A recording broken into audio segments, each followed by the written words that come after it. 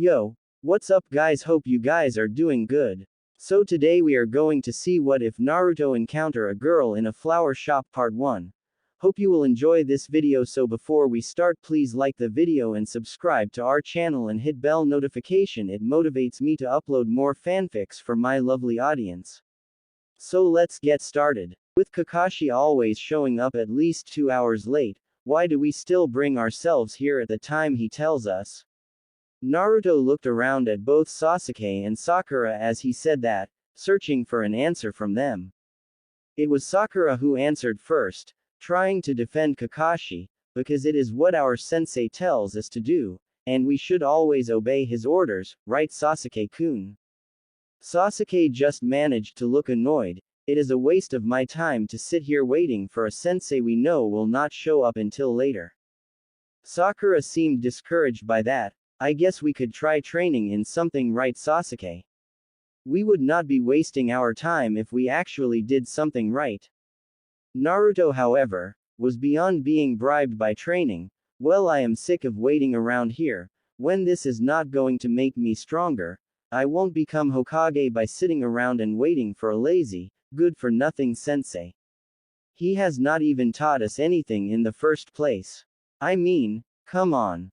Think of one thing he has taught us so far, except trying to make us have better teamwork. Seeming to think for a second, Sakura opened her mouth several times to try and say something, but every time, she seemed to rethink about it, and close her mouth. After nearly a minute, Sakura finally gave up, and just kept her mouth shut. But it doesn't matter that he hasn't taught us anything yet, because he is our sensei, and we should trust that he knows what he is doing, right? Sakura again tried to defend their sensei, even if her argument was obviously futile.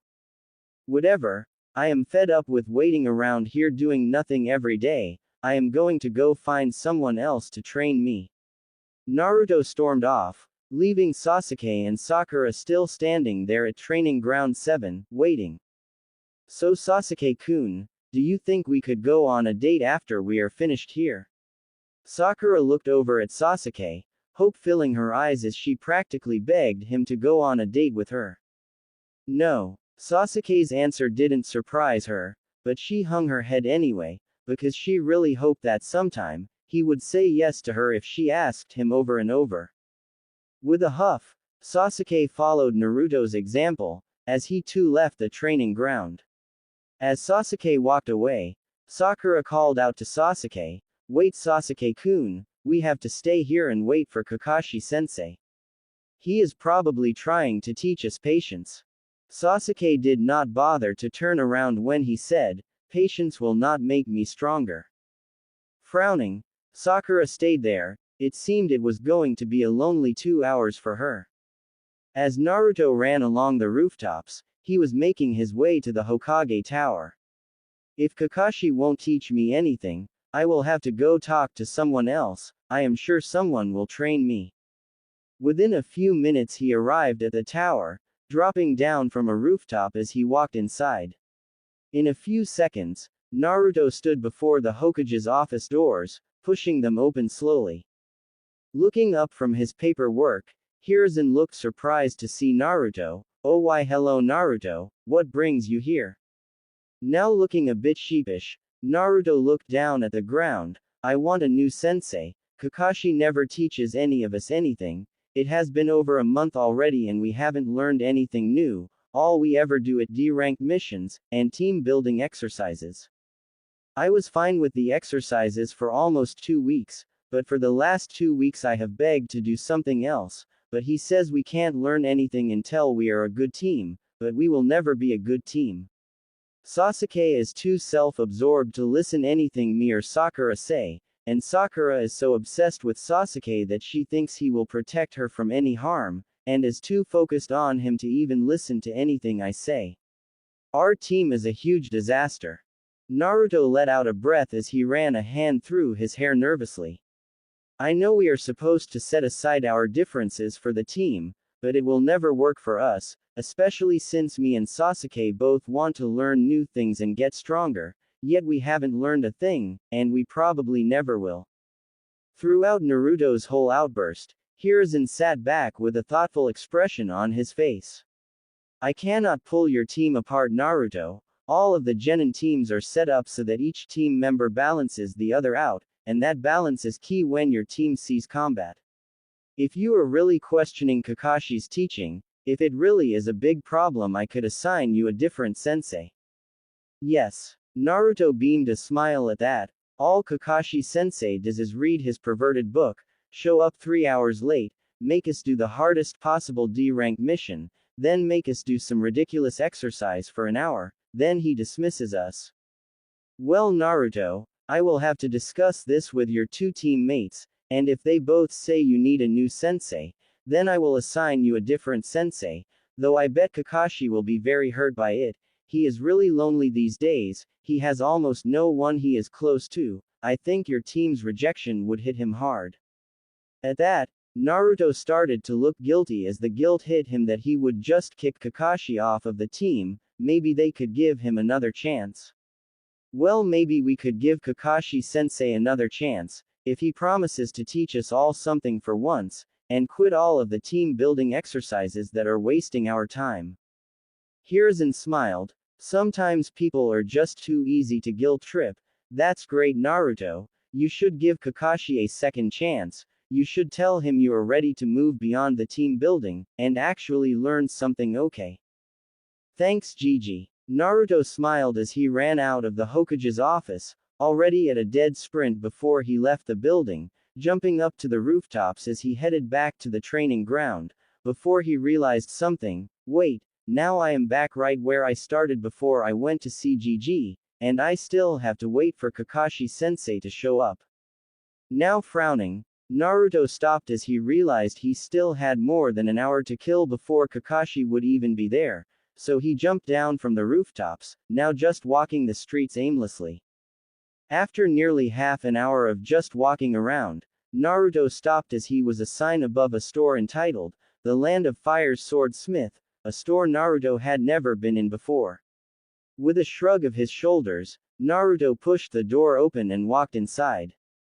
Naruto couldn't help but let out an "ah" in amazement at the hundreds of swords he could see, on racks, on shelves, held by mannequins, held up by plaques on the wall, or on the counter that a man stood behind, whipping a sword off with a cloth. The man looked up as he heard Naruto enter the shop, calling out, "Why hello, what can I do for you, sir?" The man set the sword down on the counter, stepping around the counter, offering his hand out to Naruto. Naruto shook his hand lightly, still looking around the shop in awe. This place is so cool, all of these swords look amazing. I didn't even come in here with the intention of buying a sword, but I think I have to now. The man smiled. Yes, I have been around swords my whole life. My father was a blacksmith, and I have always appreciated swords in particular, so this was my dream. I make most of the swords myself, while some come from other places because I can't make those huge zanbatos. Smiling still, the man added, so feel free to look around, see any you really like, you let me know, and we will see what we can do about selling you a sword now if we can, okay? Nodding, Naruto walked around the shop for a few minutes, looking at each and every sword with interest. No doubt his wallet would take a hit if he bought a sword, and he would have to get someone to train him how to use it, but the idea seemed good to Naruto.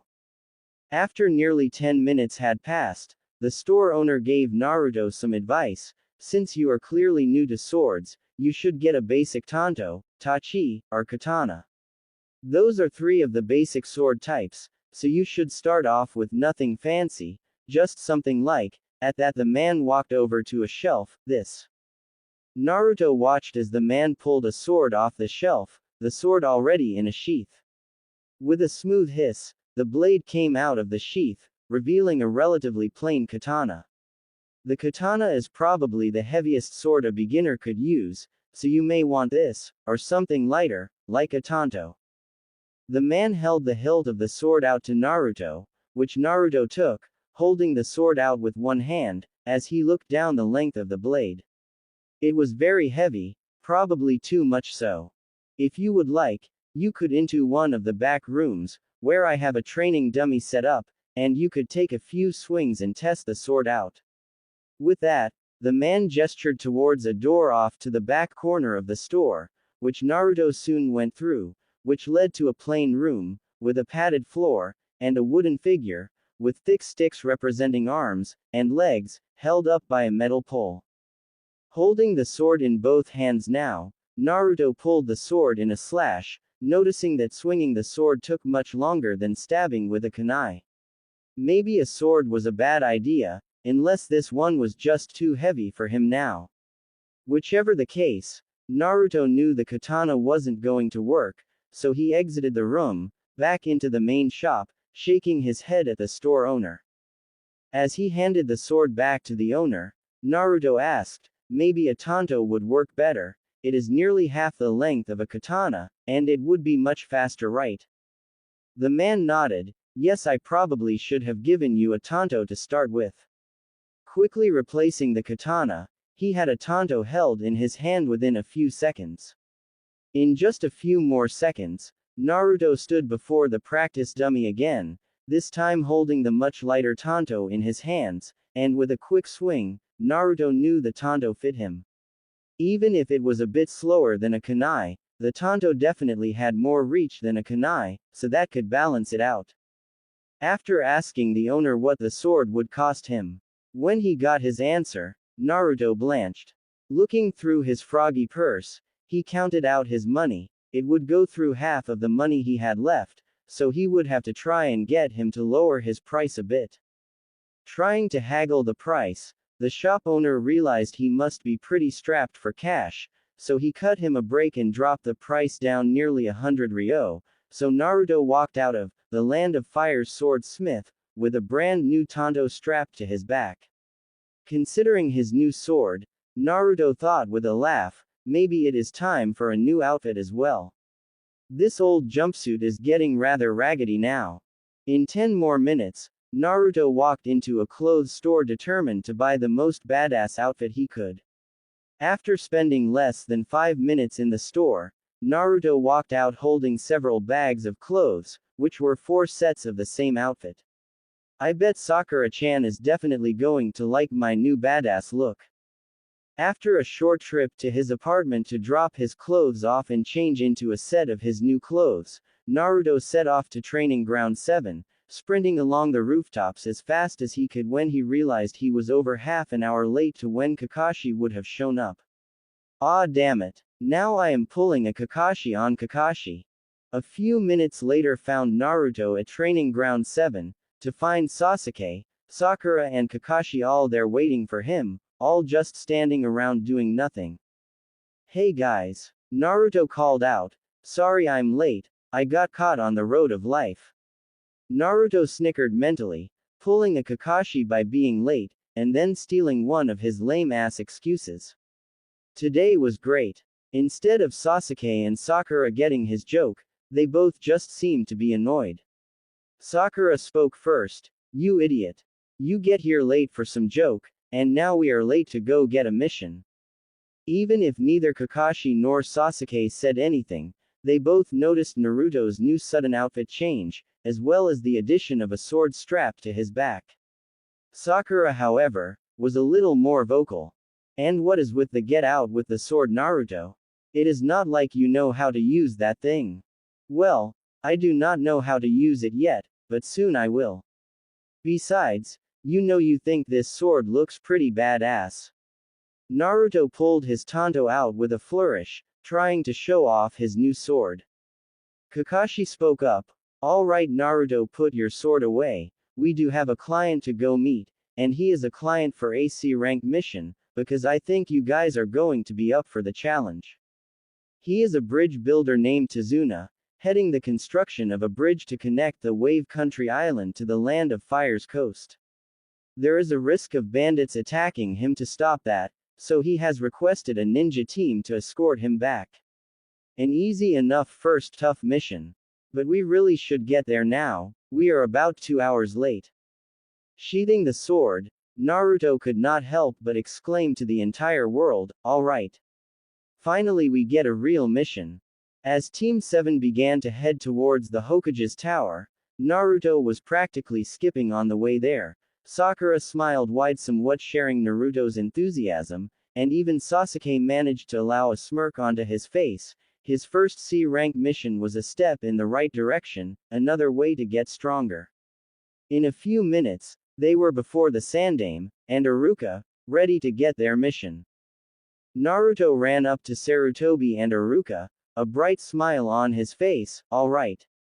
We finally get a real mission. Soon enough, I will take that hat from you, Gigi." Naruto could not stop smiling as he felt giddy with anticipation. Sarutobi chuckled at that, replying kindly, "And I am sure you will someday, Naruto." Addressing Kakashi, Iruka informed him, "Your client Tazuna will be here any moment now, and you will begin your journey to the Land of Waves right away. I know it is rather sudden to leave so soon, but that is the life of a ninja. You can be called to a mission at any time." Just like Iruka had said, Tazuna arrived soon enough, walking into the room while sipping at a bottle of sake. "What is this? I asked for a ninja team, not some snot-nosed brats and a cyclops." The man seemed slightly intoxicated from his sake, yet it was definitely really rude either way. Speaking firmly, Sarutobi spoke, "I assure you, Tazuna-san, the three young ninja are capable of handling any bandits that you could encounter, and Kakashi Hatake is one of the top junin in the village." Naruto could hardly believe what he heard. How was Kakashi one of the top junin in the village? All he ever does all day is be really late, be lazy, and read his porn novel. Either he hid his strength very well, or the village was definitely not as strong as people thought. Both were equally disturbing to Naruto. Tazuna reevaluated his original assessment of the three young ninja, looking over the determined face of a boy with the Uchiha crest on his shirt, so he was obviously better than the others. This assumption was completely backed by the fact that the girl had bright pink hair, and looked like she wouldn't hurt a fly.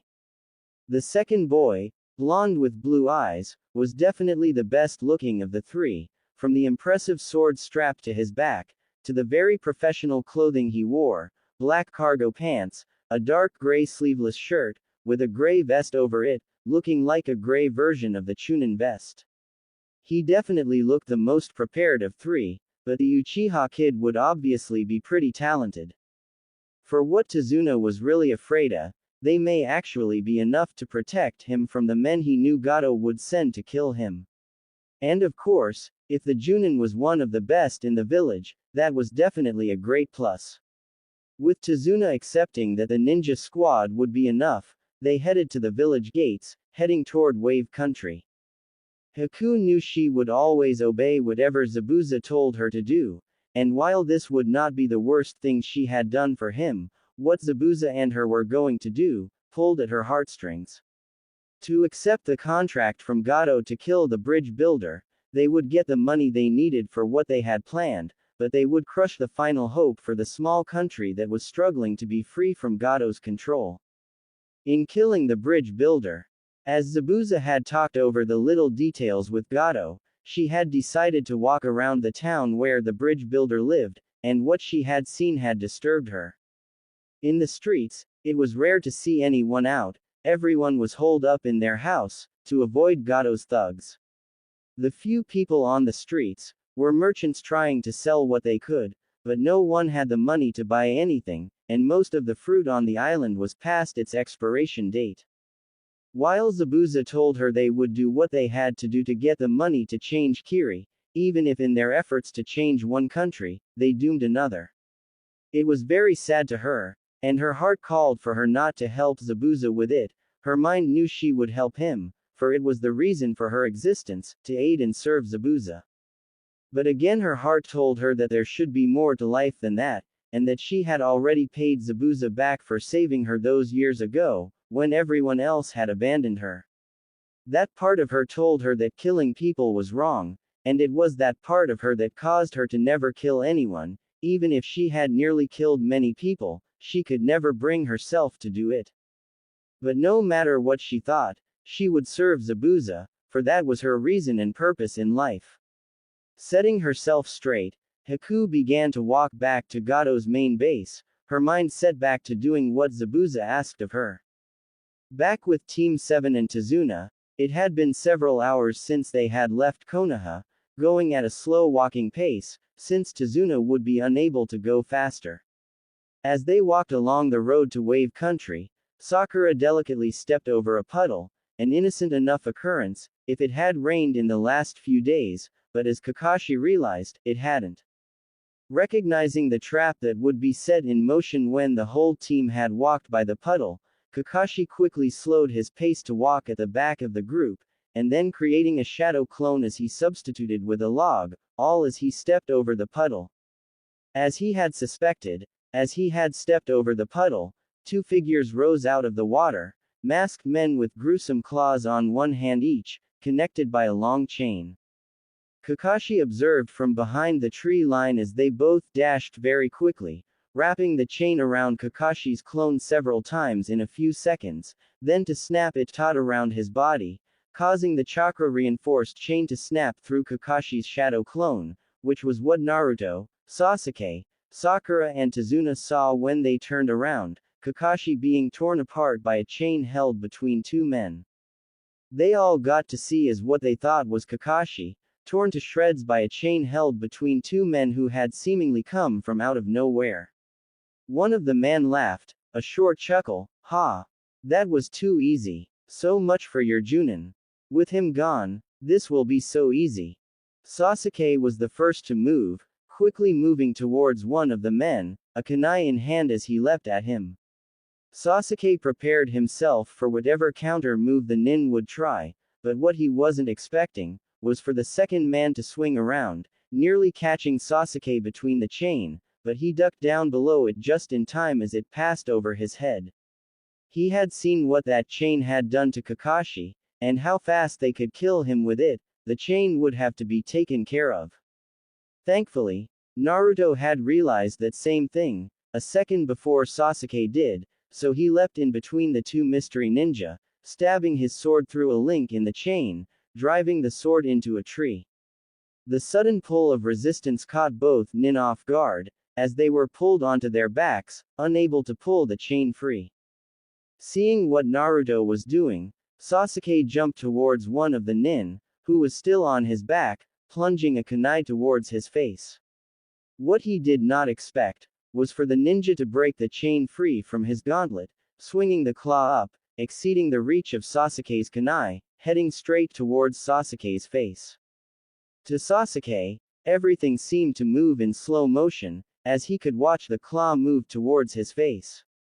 But in reflex, Sasuke cut his kunai back towards the claw, stopping it from reaching up to his face, and then using his advantage of being above his enemy, pushed the claw down, down and down, pushing the deadly claw toward the enemy ninja's face, but then he twisted his kunai, pointing it down at his face, which he dug right between his eyes, which were wide with fear as he died. It took Sasuke several seconds to look up from the man's petrified face, just in time to see Naruto drive a roundhouse kick right into the other enemy's face, throwing him off his feet to thud against the tree where Naruto stuck his sword in the chain link to neutralize the chain. Seeing the man slump down against the tree, obviously unconscious, Naruto pulled his sword free from the tree, placing it in the sheath as he turned to see Sasuke, standing over his enemy's dead body, his kunai driven into his brain, in what was definitely a very gruesome sight. But what really drew Naruto's attention were Sasuke's now red eyes, with a tomo in each eye. "Sasuke, your eyes." Naruto pointed at Sasuke's face in bewilderment, not understanding how Sasuke's eyes had suddenly turned red. "They are red." It was that moment that Kakashi appeared in between Naruto and Sasuke, eyes smiling at them. "Good job you two. You both managed to incapacitate a Chunin-level ninja alone, even if Sasuke had cut it a little close, but I see your Sharingan in your eyes Sasuke, congratulations. Sensei. You are alive, we just saw you pulled apart by that chain." Naruto turned to where the ambush had commenced, but saw nothing there, meaning Kakashi had played the Chunin-level ninja into a false sense of security. Sasuke, for his part, just stood there stunned. He had his Sharingan. He was another step closer to being able to defeat Itachi. Still stunned, Sasuke felt his eyesight return to normal, and in that moment, he smiled. Then Sakura and Tazuna walked up to them, Sakura looking green when she saw the dead body, and Tazuna too looked like he would be sick. Kakashi turned to Tazuna, his voice growing firm as he questioned him, "Now Tazuna-san, mind telling us why there were two Chunin-level ninja, Kiri's ex-demon brothers on top of that?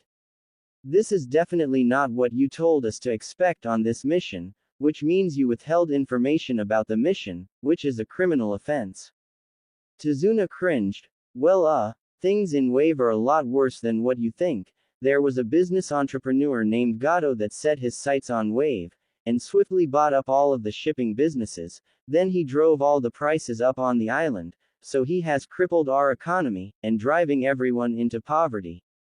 Things were already really bad, but then he started enforcing rules on the people, using hired thugs to kill anyone that tried to stand up to him. I would have paid for a B rank mission, or even an A rank if we could have afforded it, but it took me weeks to get the money for a C rank together, we simply could not afford anything more. My solution to Gato's crippling hold on the island, was to build a bridge connecting Wave to the Land of Fire, so that he could not control everything through shipping. But as we are nearly half done with the bridge, he started threatening to kill me, and everyone that would work for me on the bridge, so we stopped working on it so that I could get a ninja team to help us out, and protect us from the thugs he sent after me.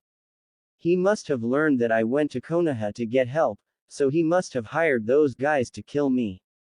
Kakashi groaned. He had lied about the mission parameters, and if Gato had sent Chunin to kill him, he would probably send someone stronger next time, which his team would not be able to handle.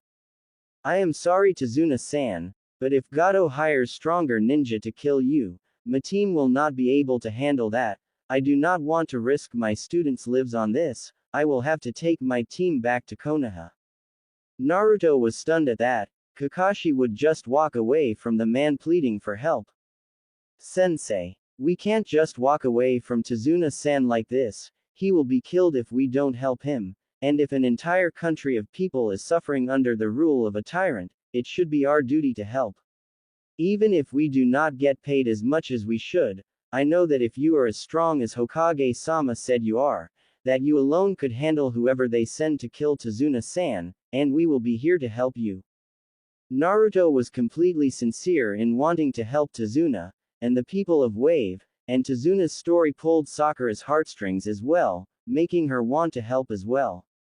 Naruto is right Kakashi-sensei, how could we just walk away like that?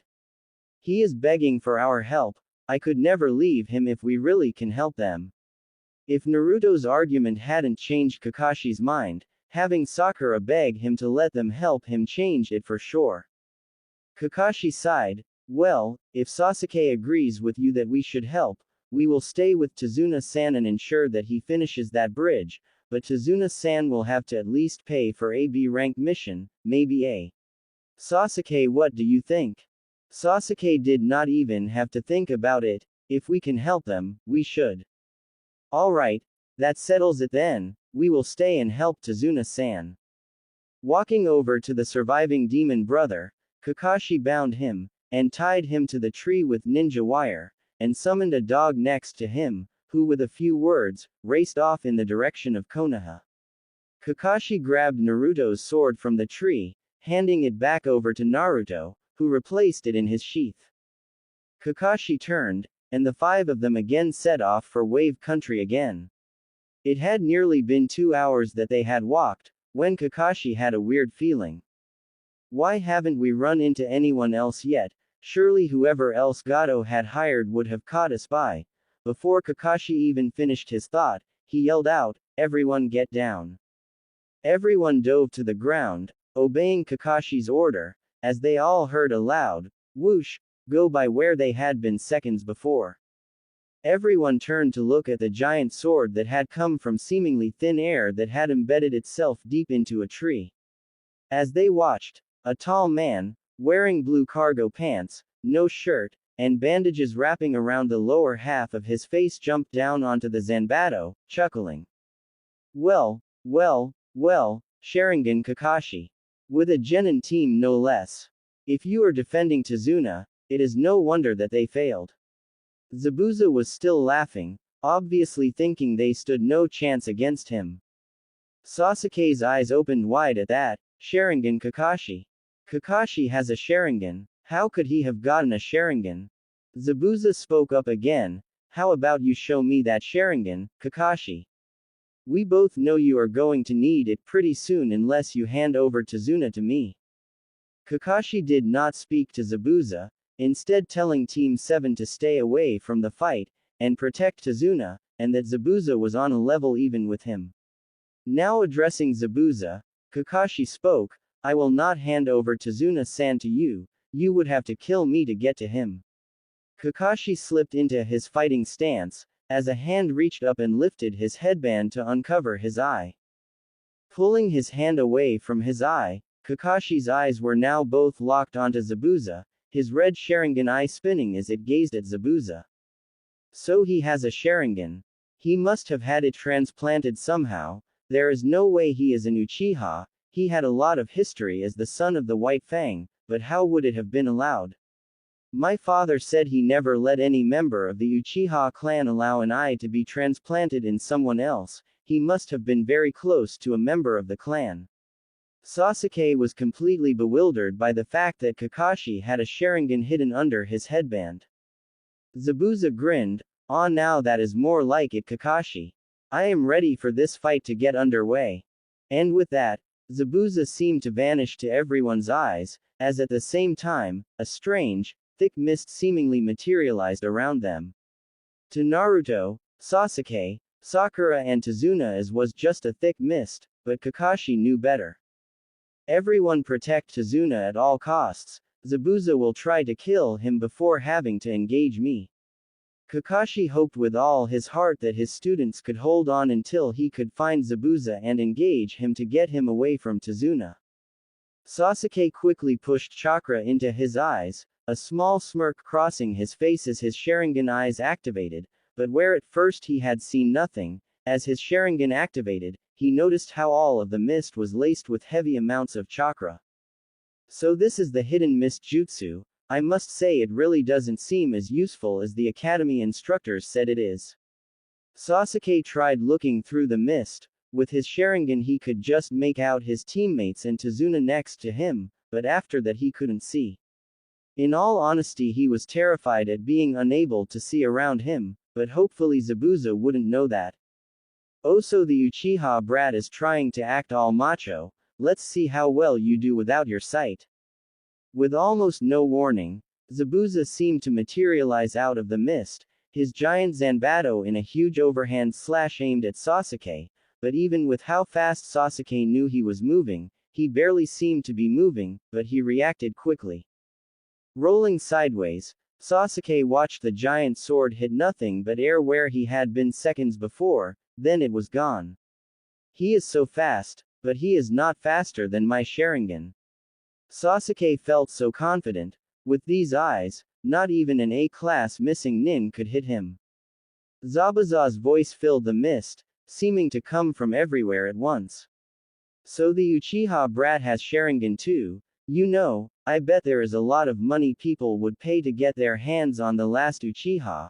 With Sharingan already too, he would fetch a high price. Maybe I should just take the boy and let you complete your mission, Kakashi. That hit a nerve with Kakashi. You will not touch the boy Zabuza, or so help me I will hunt you down and kill you.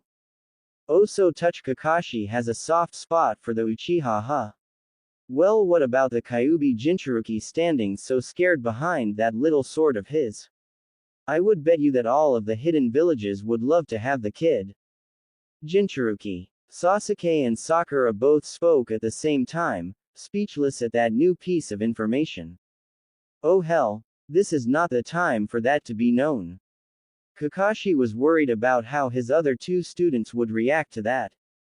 Naruto was silent. He said nothing as Zabuza just laughingly gave out his deepest secret to his teammates. Naruto was beyond mad. How dare this missing nin make fun of his sword, and laughably joke about selling him to some village because of the thrice damned Kyuubi. When Zabuza's sword swung down at Naruto, he was not even caught a little off guard. Feeling power rush through him, Naruto swung his tanto up to meet Kubikiribocho, his little tanto buzzing with red chakra that was now flowing heavily around Naruto. With a ringing noise, Naruto's tiny tanto, humming full of red chakra, stopped the mighty Kubikiribocho, and that more than anything, surprised Zabuza enough that he stopped for a second, to ponder the impossibility that a tiny tanto had stopped one of the swords of the seven swordsmen. That little pause was enough for Kakashi to dash in, a Reikiri flashing brightly as Kakashi tried to catch Zabuza off guard. Zabuza, of course, simply backflipped backwards, as the energy of the Reikiri faded away. Red chakra still flowed around Naruto as his rage hit an all-time high, and with a loud yell, he ran after Zabuza, his tanto raised in an overhand blow. With no effort, Zabuza raised Kubikiribocho up to block the blow, but was shocked by the force that hit his sword, as with a loud clang, Naruto's tanto left a large dent in Zabuza's sword. What the hell is this? There is no way that little sword is doing that much damage. But wait, is the Kyuubi's chakra flowing out? This kid flowing through the sword? Even an untrained 12-year-old with some Biju chakra can kick my ass apparently. Naruto was purely on the offensive, his strength, speed and power enhanced by the Kyuubi's chakra, coupled by Zabuza being caught off guard, was putting Zabuza on the ropes for the time being. Swinging his sword wildly, with little coordination, Naruto was backing Zabuza through the clearing, but within 3 seconds, Naruto's rage began to ebb away, and Zabuza saw him start to slow down, and with a large side swipe, knocked the tanto out of Naruto's hands, and was preparing a death blow when Kakashi was once again backing Zabuza off. Shocked by Naruto's Kyuubi enhanced abilities, it took him a second to move after him and Zabuza, but it was a good thing he did, as Naruto's rage faded, the chakra faded away, and as Zabuza knocked away Naruto's sword, he was there, a second Reikiri flashing in his hand as he again tried to catch Zabuza before the fight developed further. Totally caught off guard by Naruto's strength and speed, and having to deal with him, he did not see Kakashi's Reikiri until he was a split second away, but reacting quickly, he brought Kubikiribocho to block the Reikiri with its broadside. Seeing the broadside of the mighty sword, Kakashi knew he would have to hope the Reikiri cut through it, or it would be his end if Zabuza went on the offensive, but as he was inches away, Kakashi saw something in the sword, and quickly went to hit it. Knowing there was no way even the powerful Reikiri could break his sword, Zabuza was caught completely off guard, when it actually did break. Because right there on that side of the sword, had been the diagonal dent left by Naruto's tanto, going half an inch into the sword. It was all that Kakashi's Reikiri needed to cut through the great Kubikiribocho, even if the Reikiri faded out soon afterwards. With his sword broken, Zabuza leapt back, his hands flashing through hand signs, water style, water dragon jutsu. But as the gained water dragon bore down on Kakashi and Naruto and Kakashi both knew that Naruto was not going to be able to move out of the way in time, and the jutsu would surely kill him. But here it was that Sasuke showed his worth. Using his Sharingan for the first time, he had copied Zabuza's hand signs on instinct, and pushing all of the chakra he had into the jutsu, he launched his own water dragon at Zabuza's. Though weaker than Zabuza's own, the water dragons collided, two great forces that fought each other for a few brief seconds, enough for Naruto to move quickly out of the way, and for Kakashi to flash through his own hand signs, as he yelled, "Water style, water dragon jutsu." As the third dragon his Zabuza's that was equal in strength, the two combined water dragons pushed through, and hit Zabuza with two huge masses of water, pushing him back through several trees before the dragons gave out. And there, lying unconscious was Zabuza, nearly 30 feet back from where he had been, and having gone through at least 24 trees, his body was battered, and he was surely half drowned and near death. Sakura and Tazuna were both kneeling around Sasuke, using all of his chakra like that had left him nearly deprived of chakra, and he was unconscious from chakra exhaustion. Kakashi moved slowly forward towards Zabuza. Naruto was silent now, trying to process what had happened. He had used the Kyuubi's chakra, and he had felt so powerful. He was holding Zabuza's broken sword pieces, looking at the once great sword. As Kakashi moved towards Zabuza, he felt sore as he pulled his headband back down to cover his eye, feeling the dull ache from having to use it, as well the amount of chakra he had used so quickly in the fight. It was not often anymore that he used such a large-scale jutsu after using 2 Reikiri back-to-back like that, and he felt the strain.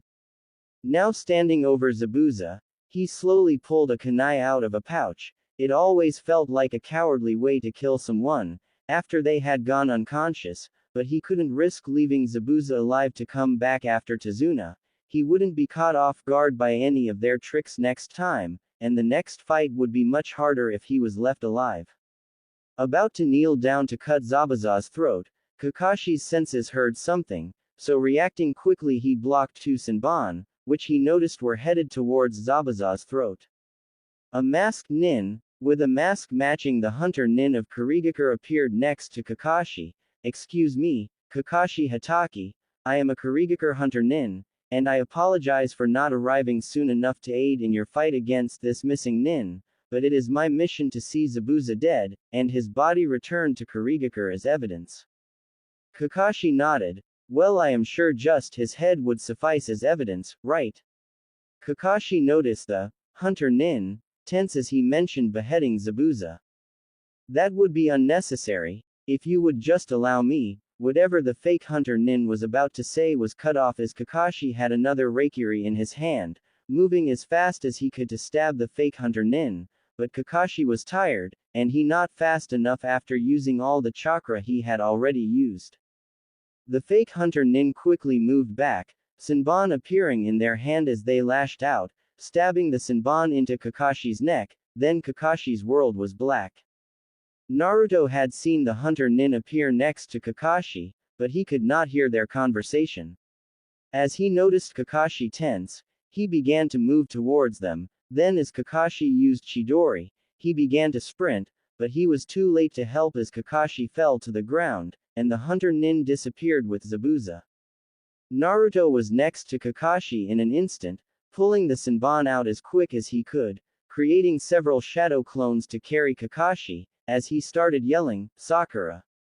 Kakashi is hurt, we have to get him somewhere that he can get help. Tazuna-san, how far is to your house? We need to get there quickly. Seeing Sasuke unconscious, Naruto created several clones to carry him as well, as Sakura seemed very shaken that Sasuke and Kakashi were now both unconscious. Tazuna sensed their urgency, and he started to lead the way to his house. Naruto stayed back for a second, grabbing the 2 pieces of Zabuza's sword as well as his own, still intact Tanto, before heading off after Tazuna. After reaching Tazuna's house they met Tsunami and Inari, Tazuna's daughter and grandson.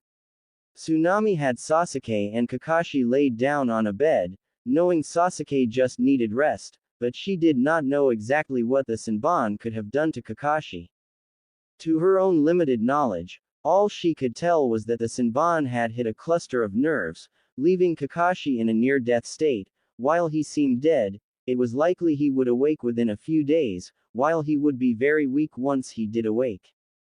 Within a day, Sasuke had woken up, good as new, and a few hours after Sasuke woke up, Kakashi had woken up too, though he was fairly weak. Kakashi had mildly severe chakra exhaustion, and it was made worse by how much being put into the near-death state had weakened his body. 2 days later, Kakashi was walking, albeit with a crutch, so he took his students out behind Tazuna's house, for a chakra training exercise. Kakashi slowly lowered himself onto a chair, leaning back comfortably. Okay guys, this is how it is going to work.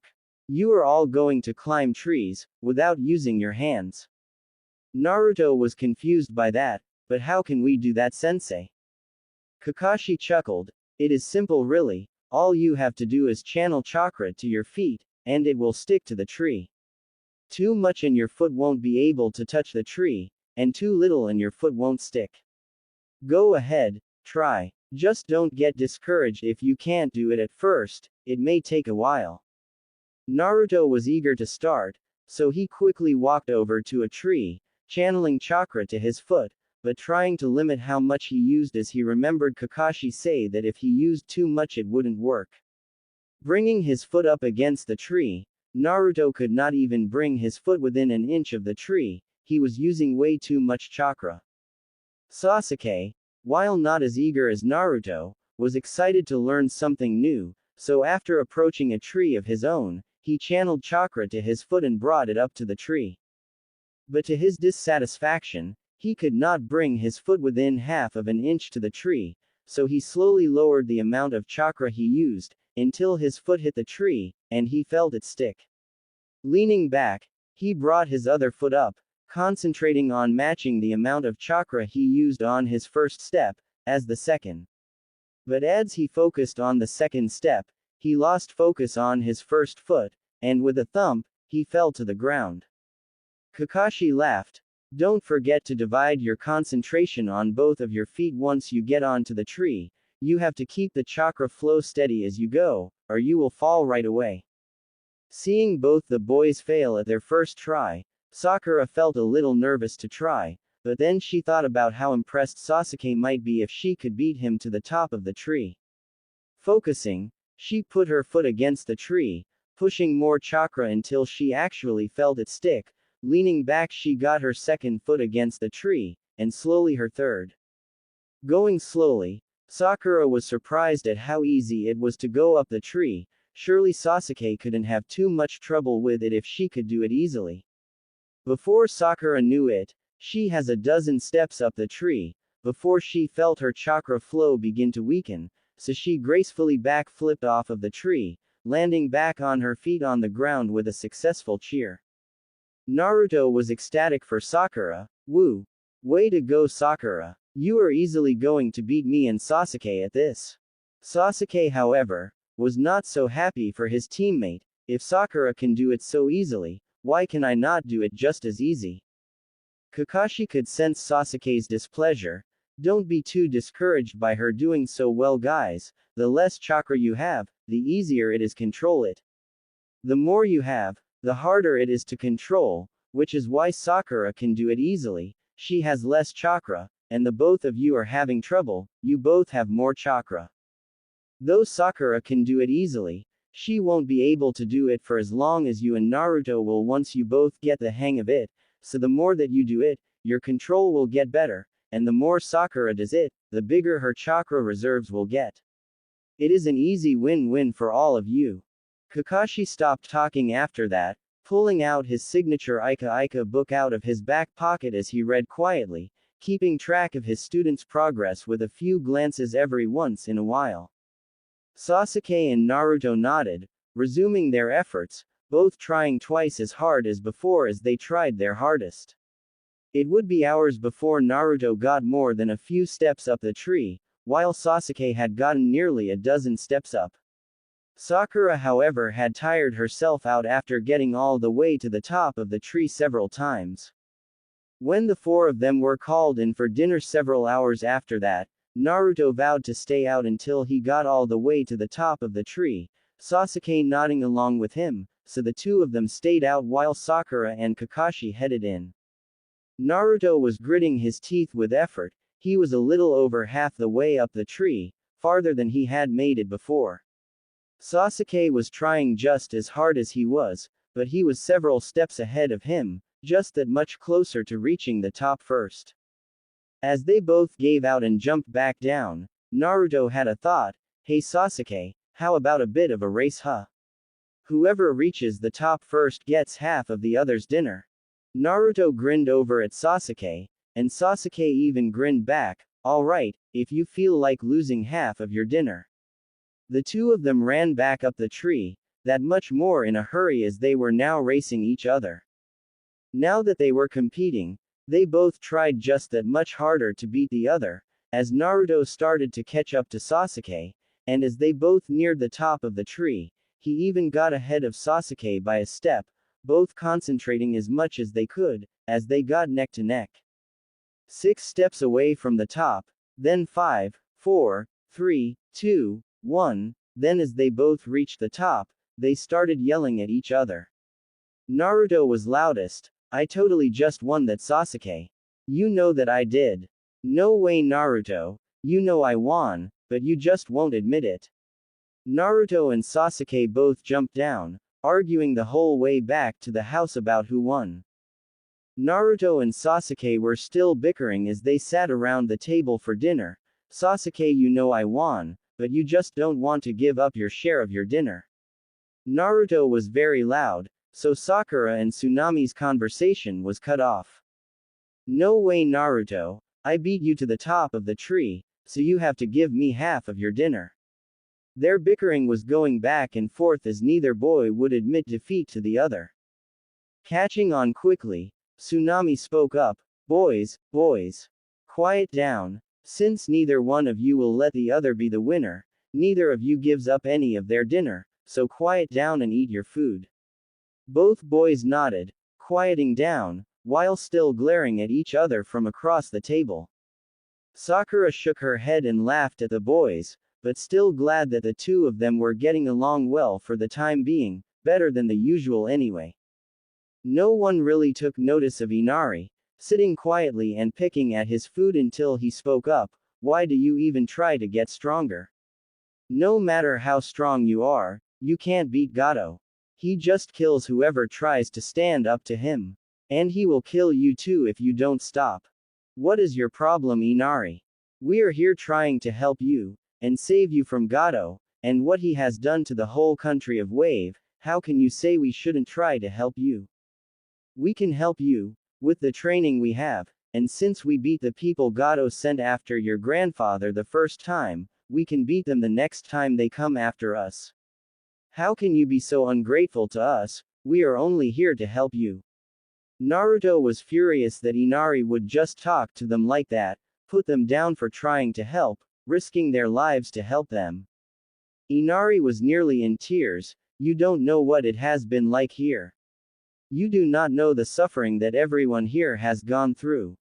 You come in, the Konoha ninja, acting all tough like you can just stroll up and stop Gato, but you can't." Now that really made Naruto mad. "I don't know what suffering is like. I have lived a life worse than anything any of you have had to deal with. I grew up in Konoha living in the slums. I lived on the street for nearly a year without a home. I came through all of that, and I even became a ninja. I went through hell, but I never gave up.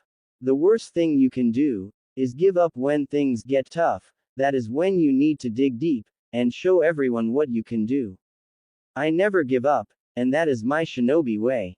Inari looked down quietly, before getting up and running up the stairs as tears flowed down his face. Naruto looked down at his food, still pissed off, so deciding he needed to get away, he quickly ran out of the house, and out into the woods. It was nearly 10 minutes before Naruto stopped running. Needing to let out some anger, Naruto created several dozen shadow clones around him, quickly ordering them all to fight him. He launched himself into the fight. As he kept destroying his clones, Naruto noticed something. As the last clone was destroyed, Naruto tried to focus. Digging through his memories of his fight, he noticed that there was more there than what he had done. He could see himself, the real him, fighting the clones. He watched as he punched himself, or maybe it was a clone. "I made sure all of the clones were only deflecting or blocking, so how do I have the memory of being hit by a clone? I am pretty sure I was never hit by any of my clones. Maybe it is the memory of the clone. But if the shadow clones give me their memories, why have I never noticed it before? I mean, the only times I have used them was against Mizuki and when Kakashi-sensei and Sasuke got hurt, so maybe I was just too preoccupied to notice." Naruto created one clone, giving it a quick order. "Think of a number, but don't tell me, then dispel." His doppelganger nodded, before dispelling. Immediately, the number 9 came up in his mind. Oh, this is so cool. I wonder what happens if I watch myself fight my clones. Quickly, Naruto created a dozen clones, ordering one to stand aside and watch. Destroying clone after clone, Naruto just kept creating more and more, going through dozens at a time as the one clone stood to the side and watched. As Naruto kept fighting through clones, he had a thought: maybe I can use clones to learn tree walking faster, and maybe that can work as well. Naruto destroyed the last clone, and nodded to the clan standing aside, making it dispel.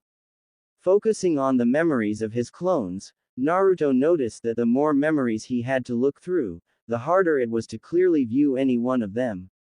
But with some effort, Naruto picked out the one clone's memories, watching as he made a few constant mistakes as he fought his clones, things that he would have to work on when he could. But quickly acting on his tree walking idea, Naruto created 3 clones that quickly ran towards separate trees, each working their way up the trees, reaching the top at slightly different times. They then walked down, something that was definitely a lot more of a challenge than climbing up, as you had to use more chakra to hold yourself in place as you fought gravity as it tried to throw you down to the ground. Having the clones dispel, Naruto got the memories of what amount of chakra each clone had used, which varied slightly between the 3 of them.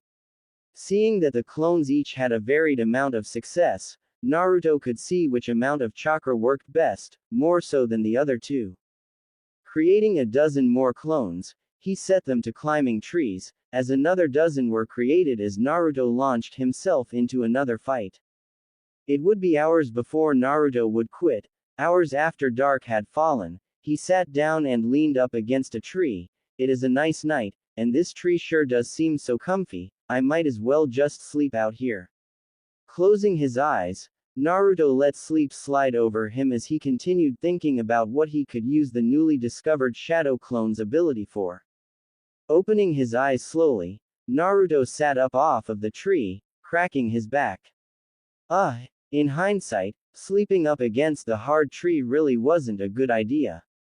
Naruto grimaced at how stiff his back felt. Standing up, he took a look around.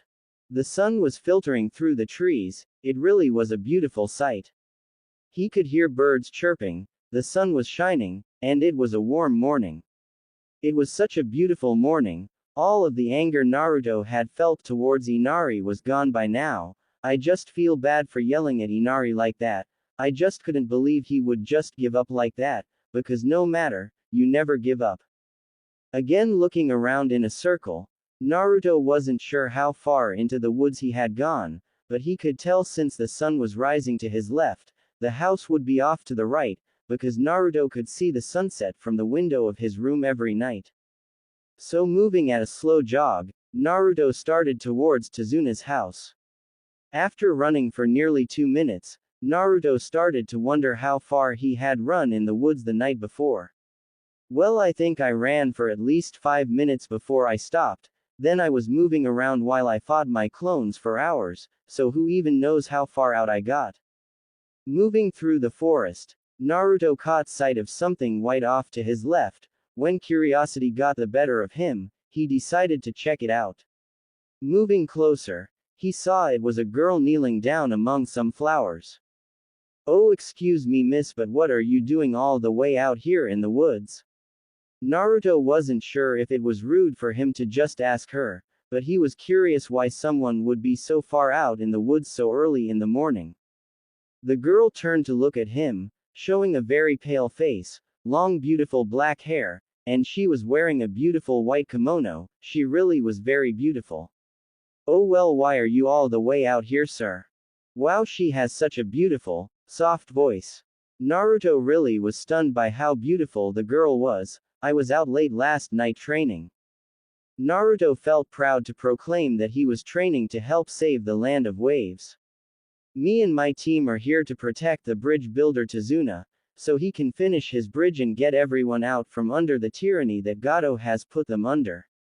I was out training so late last night that I decided to sleep out here, because it really is beautiful out here, wouldn't you agree? The girl smiled, a warm smile that made Naruto's cheeks red, and gave him butterflies. Yes, it is very nice out this morning, a perfect morning really. And since you told me why you are out here, I guess I can tell you why I am out here so far. My friend is very sick, so I am out gathering some herbs for him that will help him get better sooner. The girl knelt down and plucked a few flowers, taking a few steps to place them in a basket that Naruto hadn't noticed. Oh well, I could help you. I always want to help people in need. That's why when my sensei was going to have my team leave Tazuna when he had lied about the mission, I told him we couldn't do that, and after seeing how bad the village here has, I know that I will do whatever I can to help them. Is it really so bad around here? Me and my friend are just passing through, I haven't really been into town yet. Haku was a little worried. How bad is it around here? And if me and Zabuza really do kill the bridge builder, are we really condemning this country to poverty? I don't think I could do that. Maybe that is why Zabuza forbid me from going into the town. I knew that we would be doing a bad thing by helping Gato, but Zabuza needs the money to help Kurigakure, but is it really worth it if we doom one country to save another? Naruto still had a bright smile on his face, hoping the girl couldn't see his blush. Well, my name is Naruto Uzumaki, what is yours?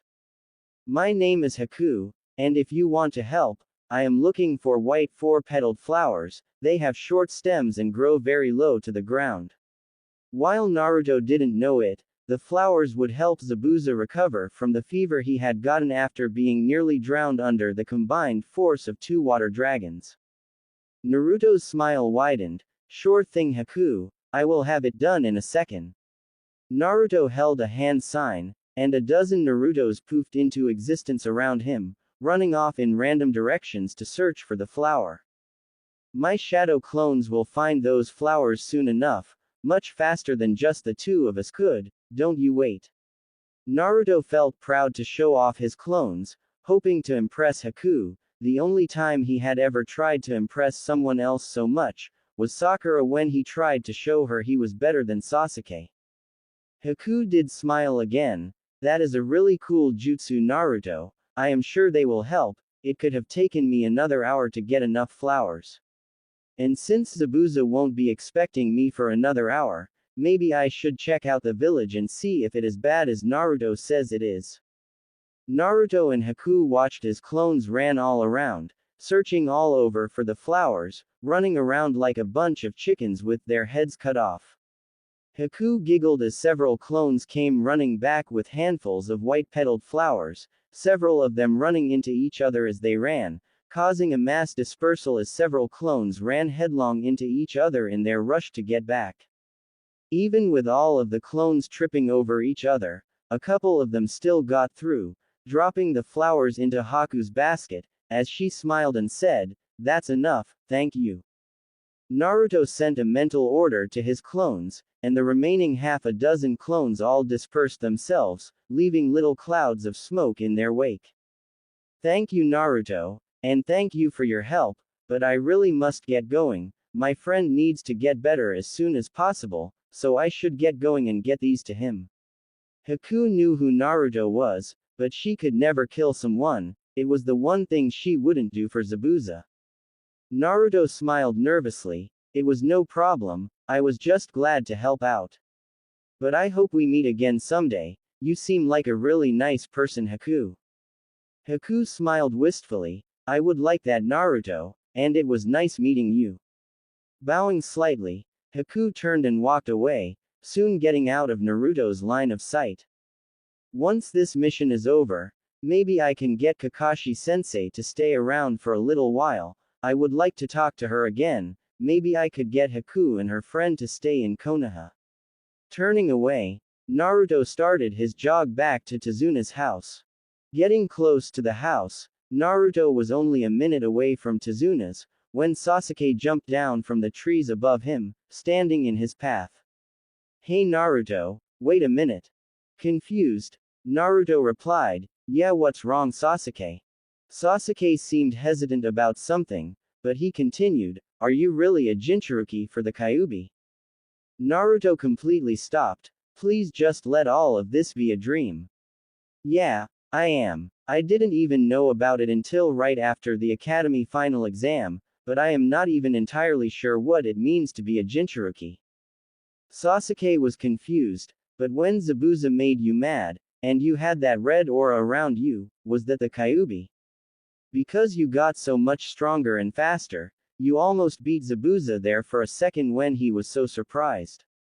Well, I don't know.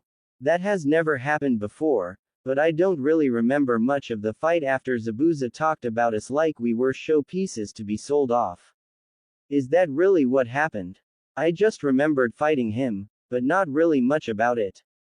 Yeah, it is. You had red chakra flying around you, and you were just so strong like that, you really did almost beat Zabuza.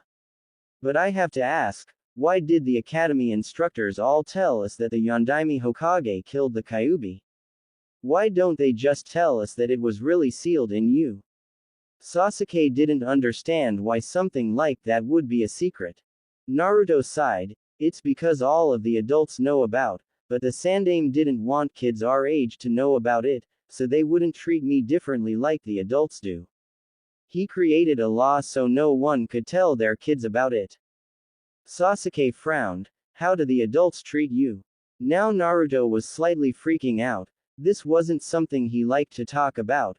Well, some adults are nice to me, but most of them just ignore me, and act like I don't exist. Some overcharge me for clothes and food if I go to their shops. The reason I wore that orange jumpsuit for so long was because it helped people notice me, and I did all of those pranks so people would pay attention to me. Most adults would pull their children away if I tried to play with them when I was little, so I was so lonely that I just had to do something for attention, because any attention was better than how they just ignored me. Naruto hadn't really meant to tell Sasuke all that, it was just that once he started talking, it all just flowed out and he just couldn't stop talking.